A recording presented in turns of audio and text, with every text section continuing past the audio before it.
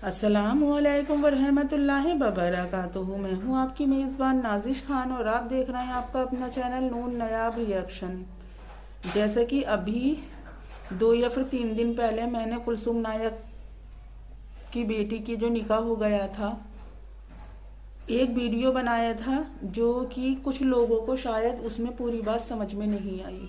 उन लोगों ने बहुत सारे डीएम भी किए और कमेंट्स भी किए कि नूर सिस्टर आपने ये तो बता दिया कि शादी हुई, पर किस तरह से हुई ये आपने नहीं बताया। तो मैंने सोचा कि अपनी वीडियो में मैं आप सब लोगों से इस बात का जिक्र करूं कि शादी किन हालातों में और किस वजह से हुई। आप सबको पता है कि कुलसुम नायक ने अपनी बेटी को उम्रा पर भेजा था और उम्रा से आने के बाद ये कहते नहीं हैं, ये हक और सच बात है कि 40 दिन तक इंसान के ज़बान से निकली हर एक दुआ कबूल होती है। जैसे कि आप सब ने देखा था कि उम्रे से आने के बाद कुलसुम नायक की बेटी शायद 3 दिन के बाद ही आफरीन अपने मंगेतर की शॉप पर पहुंच गई थी और वहां का उसने एक कुछ खाते हुए जो है चाइनीज कॉर्नर 99 पर एक वीडियो भी शेयर किया था। अब कुछ लोगों का ये मानना है कि इस सारी बात में कुलसुम नायक गलत हैं, तो बहुत से लोगों का ये मानना है कि उनकी बेटी ने ये बहुत बड़ी गलती की है। देखिए, कोई भी वालिदैन हो या कोई भी माँ बाप हो, वो कभी भी ये नहीं चाहते जो उन्होंने कर लिया, जो दुनिया उन्होंने देख ली या जो वो कर रही हैं वो उनकी औलाद करे। हर वालिदैन ये चाहता है कि उसकी औलाद एक बेहतर परवरिश, एक बेहतर जिंदगी और एक बेहतर तरबियत। पर यहाँ पर हम तरबियत देते वक्त दुनियावी तरबियत तो देते हैं, पर जो फातिमी ज़िंदगी का आगाज़ है हम वो चीज़ नहीं देते कि हमें अपनी बेटियों के अंदर जो है फातिमी ज़िंदगी गुजारने का हुनर, सलीका, अकल, शऊर देना चाहिए। अगर हम अपने बच्चों में, ख़ास करके लड़कियों को, अगर फातिमी अंदाज में ज़िंदगी गुजारने का तरीका बता दें तो फिर शायद हमें बाद में पछताना ही ना पड़े या फिर हम कभी ज़िंदगी में पछताएं नहीं। खैर, ये मेरा अपना खुद का जाती नज़रिया है। लोग मेरी इस बात को किस तरीके से लेते हैं ये मुझे नहीं पता, पर मेरा नज़रिया यही है कि जिस घर में बेटियां हों उस घर में उन्हें खुदारा इस चीज़ से ज़रूर रूबरू करवाएं कि फातिमी ज़िंदगी क्या है और फातिमी ज़िंदगी की क्या मज़ेदारी है। जब उन्होंने अपना वीडियो शेयर किया तो मैंने फिल्म, जैसे कि मैं कहती हूँ, सोशल मीडिया में कोई भी बात ज़्यादा दिन तक ढकी और छुपी नहीं रह सकती। इस चीज को लेकर कुलसुम नायक ने अपनी बेटी को समझाया कि तुम सर्जिकल से दूर रहो, क्योंकि तुम अभी उम्रा करने के लिए आई हो, उम्रा करके आई हो। अभी तुम अपनी इबादत करो, नमाज पढ़ो, सलाम दुआ पढ़ो और सुबह में जल्दी उठो और अपने मंगेतर से जो है उस चीज को मतलब दूरी बनाओ अपनी, क्योंकि वो अभी उनके निकाह में नहीं थी तो जाहिर है वो उनके मंगेतर एक गैर महरमी थे उनके लिए। और देखिए, यहाँ पर वो गैर महरम जब से थे उनके लिए, जब से कि वो उनके टच में आई थी। जैसे कि कुलसुम नायक जी कहती हैं कि उनकी बेटी जब से सरजील के टच में आई तो मतलब उनकी बेटी के आव भाव सब जो हैं वो बदल गए। फिलहाल इसमें कितनी सच्चाई है या फिर किस तरीके की बात है ये तो अल्लाह बेहतर ही जानता होगा।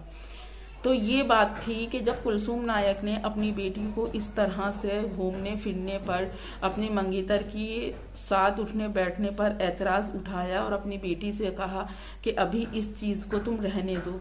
और इस चीज़ के लिए कुलसुम नायक ने अपनी बेटी की सास यानी कि सरजील की अम्मी को बुलाकर उनके सामने बात भी की थी कि हम जून में जो है वो शादी कर देंगे या फिर गर्मी की छुट्टी में, फिलहाल 2 से 4 महीने के अंदर अंदर आफरीन की शादी हो जाती है। जब इन लोगों ने इतना इंतजार किया था तो अगर ये 2 से 4 महीने शादी कर लेते तो इन लोगों की बात भी रह जाती और इनकी माँ यानी कि कुलसुम नायक, जो सारी जिंदगी से शायद 20 साल से यही ख्वाब देखती होंगी कि कब मेरी बेटी बड़ी हो और कब मैं इसके हाथ पीले करूं यानी कि दूसरे के घर पे आऊं। तो यहाँ पर ये चीज गौर व फिक्र करने वाली बात है। अगर आफरीन को फातिमी जिंदगी मिली होती तो शायद आज मुद्दा ये नहीं होता। मेरी बात बुरी जरूर है, कड़वी जरूर है, मगर 101% सच्ची है। और अगर आफरीन को फातिमी जिंदगी ना भी मिली थी तो कम से कम उन्हें अपनी माँ के जो उनकी माँ ने उनको पैदा करा था, उन्हें इस चीज पर गौर करना चाहिए था कि उनकी माँ ने उन्हें कितनी कुर्बानी देकर पाला है। होता यह है कि 19 तारीख को कुलसुम नायक का घर छोड़कर आफरीन जो है अपनी ससुराल पहुंच जाती हैं। वहां पर चंद लोगों की मौजूदगी में निकाह हो जाता है। बहुत दिन नहीं लगे इस बात को सोशल मीडिया पर आने के लिए, क्योंकि उधर से कुछ ऐसा आफरीन ने कहा कि, या फिर रिश्तेदारों ने पूछा, क्योंकि जब आग निकलती है तो बाहर तक फैलती है, तो चिंगारी निकलती है बाहर तक पहुंचती है, तो फिर वो आग बन ही जाती है। कुलसुम नायक को आकर ये चीज सोशल मीडिया पर शेयर करनी पड़ी, और आप सबने भी उनकी बेटी की इंस्टाग्राम पर वीडियो देखकर अंदाजा लगा ही लिया होगा कि मतलब चूड़ियाँ पहनना और किस तरह से मतलब रहना, जो मतलब सारी चीज वही थी उनके अंदर जो एक शादीशुदा औरत के अंदर होती है।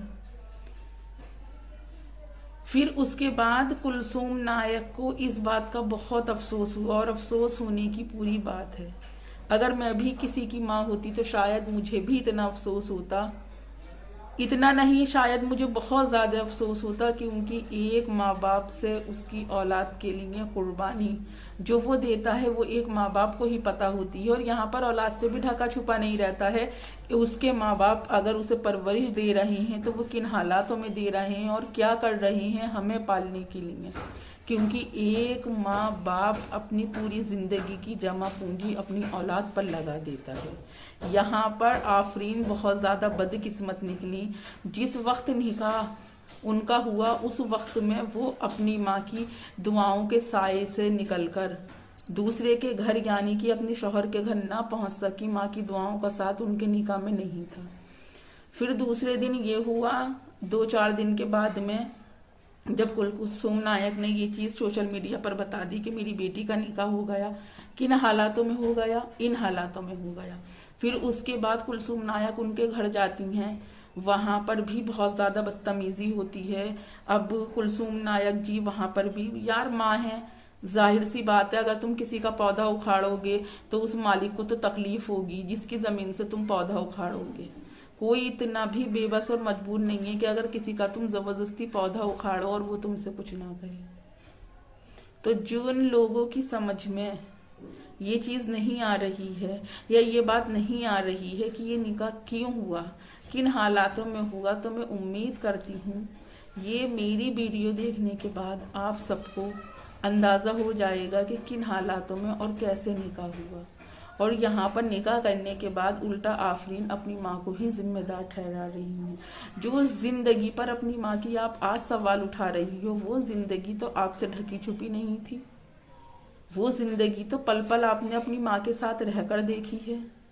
आज अपने स्वार्थ के लिए आप अपनी माँ को गलत साबित कर रही हो, तो ये चीज आपके घटिया होने की सबसे बड़ी निशानी है। और कोई माँ बाप अपनी औलाद से जुदा नहीं रह सकता, कल को ये लोग भी मिलेंगे, पर जो मेरा खुद का नजरिया है वो यही है कि आफरीन ने गलत ही किया है।